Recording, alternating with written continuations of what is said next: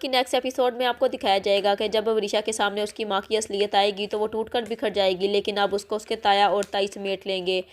مختار صاحب اب وریشا کے پاس آئیں گے اور اس کو کہیں گے کہ تمہیں بیٹا کسی قسم کی بھی ٹینشن لینے کی ضرورت نہیں، کیونکہ میں تمہارے ساتھ ہوں اور مجھے اس چیز کا بہت زیادہ پچھتاوا ہے کہ میں نے مہک کے ساتھ تمہیں جانے ہی کیوں دیا۔ اب وریشا مختار صاحب سے کہے گی مجھے آپ سے کچھ بھی نہیں چاہیے، بس مجھے آپ لوگ سب معاف کر دیں، کیونکہ میں نے آپ لوگوں کے ساتھ بہت غلط کیا اور غلط کرنے کی کوشش بھی کی۔ میں نے شفا کے بچے کی بھی جان لینے کی کوشش کی، صرف اور صرف محمود کے کہنے پر اور موم کے کہنے پر، کیونکہ انہوں نے مجھ سے کہا تھا کہ اگر شفا اور وہاج الگ ہو جائیں گے اور میں وہاج کی زندگی سے شفا کو نکال دوں گی تو میری شادی وہاج سے ہو جائے گی، اس طرح ہم ساری دولت پر قبضہ کر لیں گے اور وہاج سے ہمارا بدلہ بھی پورا ہو جائے گا، کیونکہ اس نے تم سے شادی کرنے سے انکار کیا تھا۔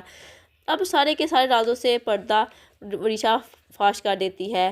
وریشا کے سامنے اس کی ماں کی اصلیت بھی آ جائے گی کہ اس کی ماں نے ہی اس کے باپ کو قتل کیا تھا، اس کا باپ تو بے گناہ مارا گیا اور وریشا نے اپنی ماں کی وجہ سے یتیمی کی زندگی بسر کی۔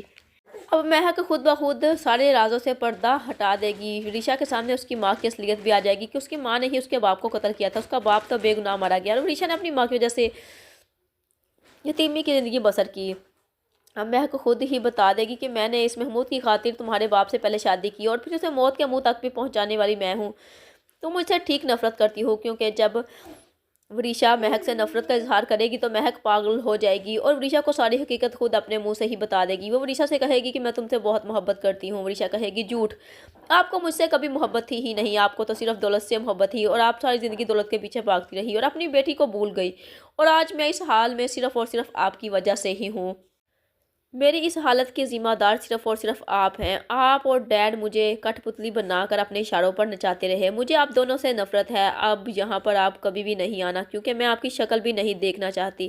اب مہک کبھی کہیں کی بھی نہیں رہے گی، نہ تو اسے محمود ایکسیپٹ کرے گا اور نہ ہی وریشا، اور اب مہک اور محمود دونوں کو ان کے کیے کی سزا مل کر ہی رہے گی۔